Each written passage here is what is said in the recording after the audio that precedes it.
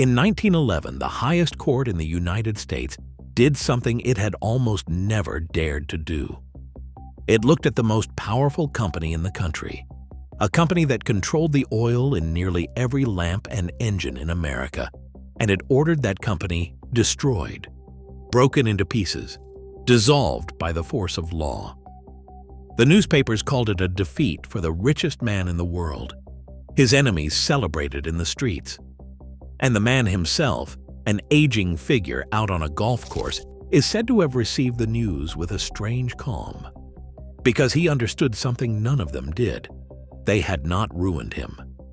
They were about to make him richer than any human being had ever been. This is the story of how breaking an empire built the greatest fortune in modern history. Because power and money are never far apart. The man was John Davison Rockefeller. And to understand the trick, you have to understand the machine he built first. He was not born to wealth. He grew up in modest circumstances in upstate New York, the son of a charming, dishonest, often absent father who sold fake remedies from the back of a wagon. Perhaps in reaction to that chaos, the young Rockefeller became the opposite: quiet, disciplined, obsessed with order and with numbers. He took his first real job as a clerk, keeping the books, and he found in those neat columns something close to peace. He gave to his church from his very first paycheck, and he kept careful track of every cent he ever earned or spent. This was not a gambler. This was an accountant with the soul of a conqueror. He entered the oil business in its earliest, wildest days, when the discovery of oil in Pennsylvania had set off a frenzy. Most men rushed to drill, chasing the gusher, gambling everything on a single lucky strike. Rockefeller looked at the chaos and saw the real prize somewhere else entirely, not in pulling oil out of the ground, but in refining it and in controlling how it moved. In 1870, he founded a company with a name chosen to promise reliability in a market full of risk. He called it Standard Oil. What Rockefeller did next, the world had genuinely never seen. He did not simply compete with other refineries. He absorbed them. He went to a rival and offered a choice. Sell your company to me on my terms and prosper inside my organization, or stay independent and watch me crush you. To make the threat real, he made secret deals with the railroads that carried the oil, arrangements that let him ship far cheaper than anyone else, which meant he could sell cheaper, which meant his rivals slowly suffocated. One by one, the independent refiners surrendered. Within just over a decade, a single company controlled the overwhelming majority of all the oil refined in the United States. Nearly the whole nation's oil flowed through the hands of one man. And here we have to be honest about how that was done, because the methods left scars. The secret railroad deals were widely seen as deeply unfair. Competitors who refused to sell were starved of the means to ship their product and driven into the ground.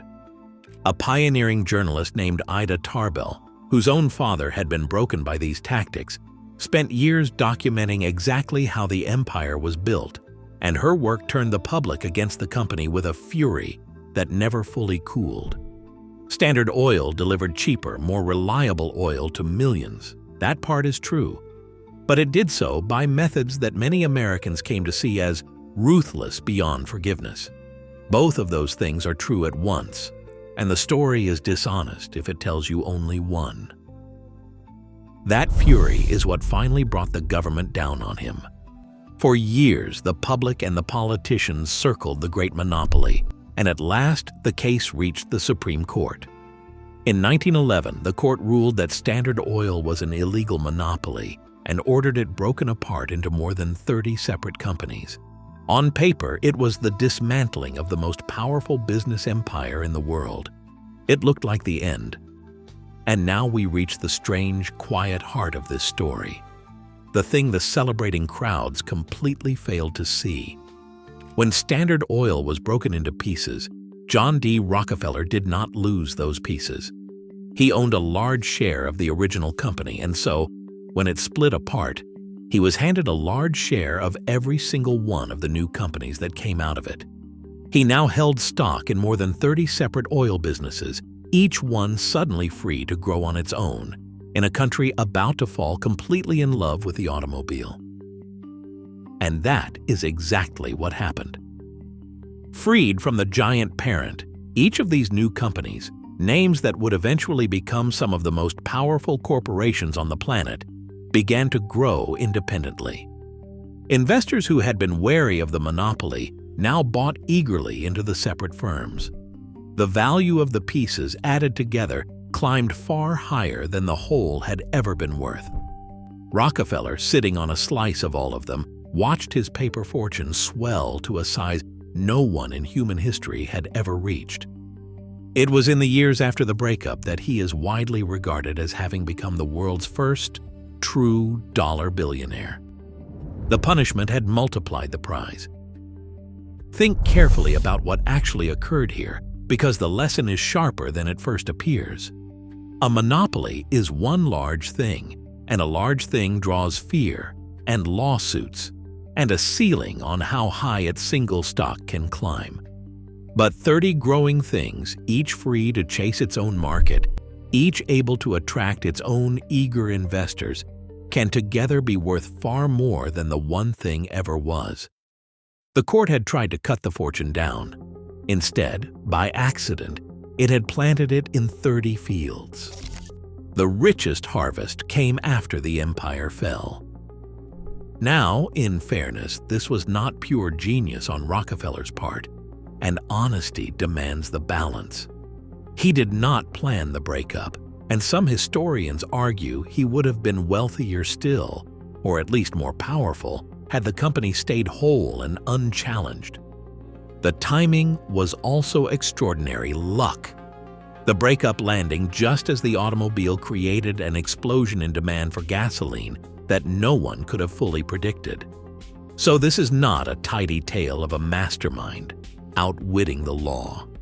It is partly that, and partly the strange way that great fortunes sometimes grow fastest in the very moment they appear to be dying.